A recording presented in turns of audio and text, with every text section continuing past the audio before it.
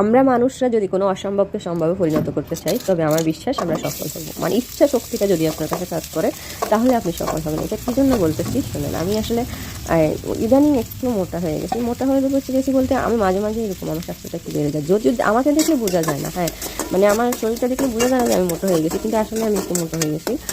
মাঝে মাঝে যখন মোটা হয়ে যাই, তখন আমি হচ্ছে ডায়েটে থাকি, আর আমার 2 মাসের মধ্যে আমি এবার কন্ট্রোলে চলে আসি, মানে আগের অবস্থানে চলে আসি। তো মোটা হয়ে গেছি কেন, এটা আসলে শিওর আমি বলতে পারতেছি না।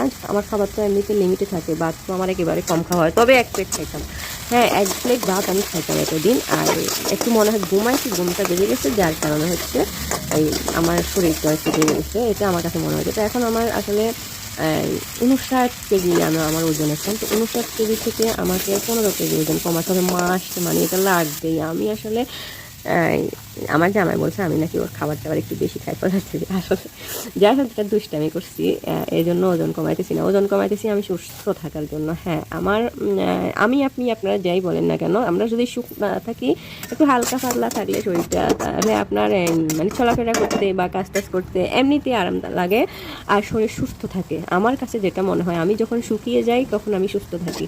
আর ইদানিং মনে হচ্ছে আমি একটু মোটা হয়ে যাওয়ার কারণে আমার মানে নড়াচড়া বা কাজ টাজ একটু সমস্যা হচ্ছে, যার কারণে এটা আমাকে মাস্ট কমাইতেই হবে, মানে বাধ্যতামূলক। এটা আমার কাছে একেবারে, যে 2 মাসে আমি 15 কেজি ওজন কমাবো, এটা যে টার্গেট করছি, এটা আমার কাছে একেবারে অসম্ভব কিছু না। আমি এটা পারি। হ্যাঁ, এই যে আমি এতদিন 1 প্লেট ভাত খাই ফেলাইছি মনে করেন, কিন্তু এখন আমি এক লোকমা ভাতে অর্ধেক, 1 লোকমা দেখলে আমার কাছে ভয় লাগে। মানে এই 1 লোকমা আমার শরীরে ক্ষতি আর কি, মানে আমি আসলে যে টার্গেটটা করছি ওটা পূরণ হবে না।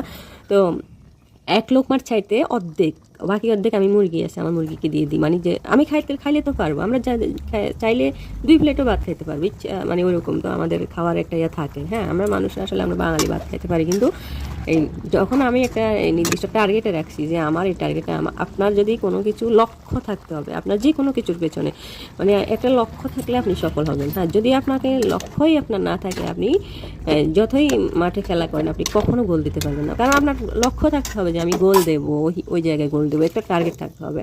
তো আমি আসলে মাঝে মাঝে যখন মোটা হয়ে যাই, তখন আমি 2 মাসের মধ্যে, এই 2.5 মাসের মধ্যে আমার শরীর আবার আগের অবস্থায় নিয়ে আসি। আমি এমনিতে মানুষটা আরও মোটা হই না, একেবারেই মোটা হই না, তবে এবার একটু বেশি হয়ে গেছি। আমার কাছে মনে হচ্ছে 59 কেজি অনেক বেশি ওজন।